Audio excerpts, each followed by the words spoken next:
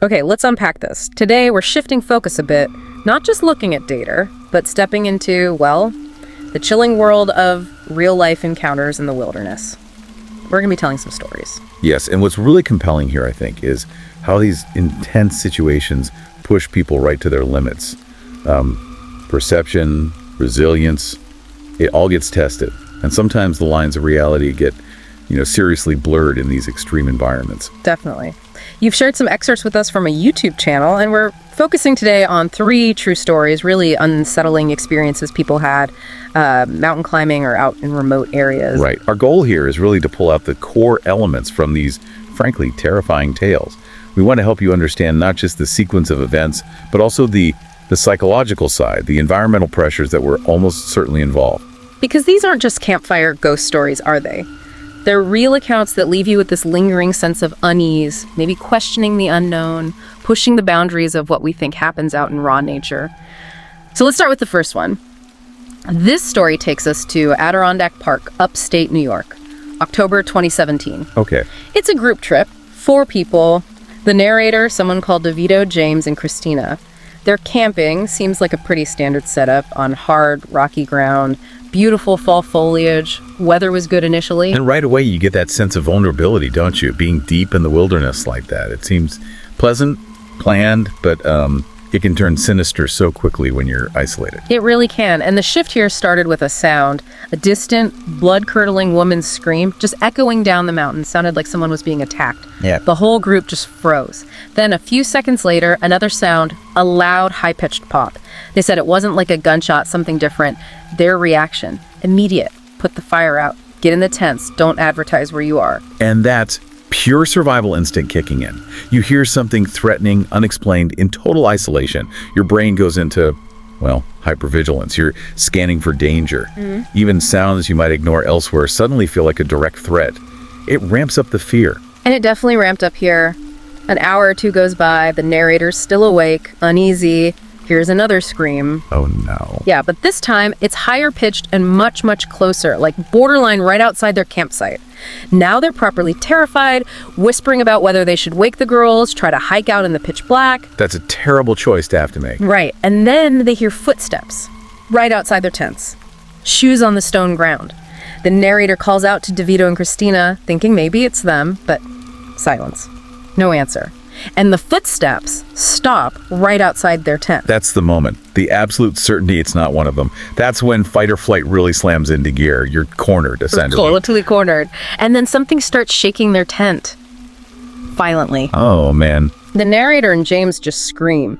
And they hear the girls screaming from their tent, probably reacting to their screams. It's chaos. The narrator thinks, okay, on 3, we bolt out and fight. But he gets to 2 and the shaking just stops. Just stops. Yeah. Silence again. They slowly crawl out, fully expecting to confront someone, something. But there's nothing. Whoever or whatever it was just vanished into the dark.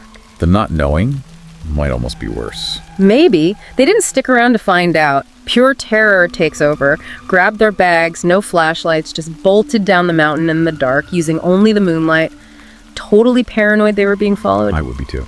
They kept moving for hours, stopped a few times just to catch their breath, but never dared to sleep. Finally made it back to the car. James drove like 20 minutes down the road, pulled over, and they all just passed out in the car until past noon the next day. Sheer exhaustion. Wow. Looking at the bigger picture, it's just a chilling example of how fast things can go wrong out there. A simple camping trip turns into this desperate scramble for safety. Yeah. And the psychological impact that stays with you, even if you can't explain what happened. Exactly. Because they looked later, no news reports, nothing about murders or weird disappearances in the Adirondacks around that time in October 2017. But the narrator is crystal clear. Scariest and overall worst night of my life. The mystery just hangs there. Okay, let's shift gears. From the deep woods, we go to an even more extreme place where the environment itself can, play tricks on your mind. Mount Everest. The ultimate challenge. This story involves someone's uncle, described as a real adrenaline junkie, seasoned climber, done multiple big mountains. But apparently something changed in him after attempting Everest. Noticeably different, even to his young nephew. He went solo on this trip too. And that's critical context. Everest, especially above 8,000 meters, the death zone is unbelievably harsh. The lack of oxygen is severe. Right. It causes hypoxia, affects judgment, coordination, everything. That's where most fatalities happen. You're not supposed to stay up there for more than, 16 to 20 hours. It pushes the body and mind past their limits. So the uncle describes the climb starting okay, then getting tougher. He enters the death zone. He knew about the bodies, but seeing the first one lodged in a ravine really hit him hard. Understandable. Shifted his whole mood, he said, from feeling alive and on top of the world to suddenly feeling in over his head and mortal. Then the physical stuff started. Dizziness, lightheadedness. He figured it was the altitude, even started talking to himself. Which is entirely plausible. That lack of oxygen can cause high-altitude cerebral edema, HACE. The brain literally swells. Confusion, impaired judgment, hallucinations. It's a known, dangerous effect. The mind can start, fabricating things under that kind of stress. And things got very fabricated, or maybe not. After resting an hour, he decided he couldn't make the summit, started heading down, and that's when another climber bumps into him, urges him to keep going up. But the voice sounded weird, very echoey and surreal. He tries to ignore the guy, keeps descending, but this other climber just follows him down the mountain, always appearing nearby, smiling, making these hand gestures like, come back up, come back up. It's incredibly creepy, just perpetually there. Yeah. Finally, the uncle's getting really freaked out. The guy appears again, smiles one last time, says, watch me go over the ledge, walks right to the edge of the snow, and just leaps off. Leaps. Disappears. No sound of sliding, no cry, no marks in the snow below when the uncle ran over to look. Just gone. Okay, that's bizarre. Now, you mentioned something about medication. Yeah. Here's a major factor. The uncle later admitted he'd gone off his regular medications, which he'd been on for decades, for the entire trip. Okay, well, that, combined with the extreme hypoxia in the death zone, that's a recipe for potential high-altitude psychosis. Really vivid hallucinations are definitely possible. The mind struggling desperately to make sense of signals when the body is failing. Makes sense, but then a twist. There's more. When he got home, he did some research. Found news reports about a young man who had died climbing Everest that same week. And the description, the pictures, looked exactly like the man he saw. The hallucination. Whoa. And here's the kicker. The death was reported before his encounter on the mountain. Before. So it couldn't have been him reading about it and then hallucinating it. Exactly. It completely threw him. Was it a hallucination triggered by altitude and lack of meds? Or was it something else? That really muddies the water, doesn't it? Yeah. How much is physical stress? How much perception? How much is unknown? The timing, it makes it deeply uncertain. You can see why that would leave a serious mental scar. Challenges everything you think you know. Absolutely. Okay, one more story for today. This one takes us to Banff National Park, Canadian Rockies. Beautiful place, but rugged. Totally.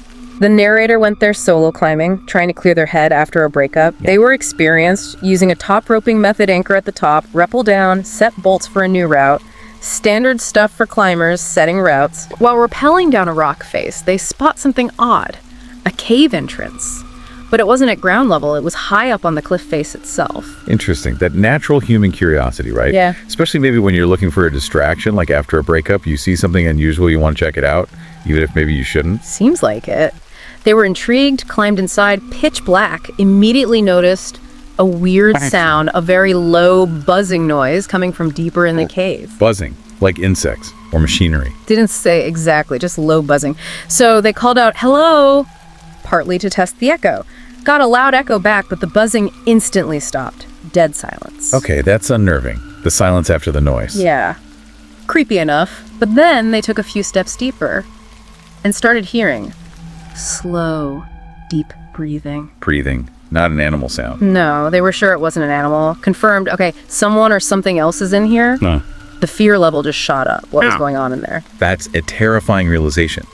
Going from subtle sounds, the buzz, the silence, to undeniable proof of another presence. Unseen. And a tight, dark space. Hostile. You don't know. That's primal fear territory. It really is. And then, driven by, I don't know, morbid curiosity or maybe bad judgment, they turned on their flashlight. Oh, you know that's not going to end well. Nope. Pointed the light deeper into the cave and saw them. Two heads peeking around a curve in the cave wall. Described them as looking sickly and decrepit. Could only see half their faces. But here's the chilling part. These beings had been in total darkness, yet seemed to be able to see the narrator perfectly, standing there in the light near the entrance. Able to see in pitch black. Okay, that's not normal. Not normal at all. The narrator's reaction, instant. Turn off the light, run. Scrambled back towards the cave mouth, trying to climb out, but then felt a grip around their ankle. No. Yeah, trying to pull them back down, back into the cave. They kicked back hard, felt their foot connect with something they assumed the attacker's face. Good. Fight back. The grip released and they heard this sound, a horrible shriek of pain. But the narrator said it sounded less human and more like some literal cave-dwelling monster. Less human. That description just adds another layer of horror. Pure adrenaline now. Just escape. Absolutely. Pure adrenaline. They scrambled up and out of that cave mouth onto the rock face incredibly fast. So they didn't even think about rappelling down the rest of the way, just climbed back up to their anchor point as fast as possible. The fear being grabbed again, pulled back. Makes sense. You wouldn't want your back to that cave entrance while dangling on a rope. That instinct to get clear, get safe. It can give you surprising strength. And warning others, carving those X's, that's also a primal thing. Danger here. Totally. They carved 2 big X's at the top anchor, then went down and carved 2 more at the bottom of the climb. A clear warning. The drive home was long, narrator just lost in thought, terrified but also weirdly appreciative of life, wondering what was wrong with those pale, sickly people or things. What were they? What did they want? It definitely took their mind off the breakup, though. I can imagine. They did the responsible thing, called the park wardens afterwards, gave the coordinates, reported dangerous, sickly-looking people hiding in there. Don't know what came of it. So yeah, 3 really unsettling stories today, each one forcing this kind of confrontation with something unknown, unexpected out there in the wild. Yeah, and what connects them, I think, is how they really push back against our neat understanding of reality.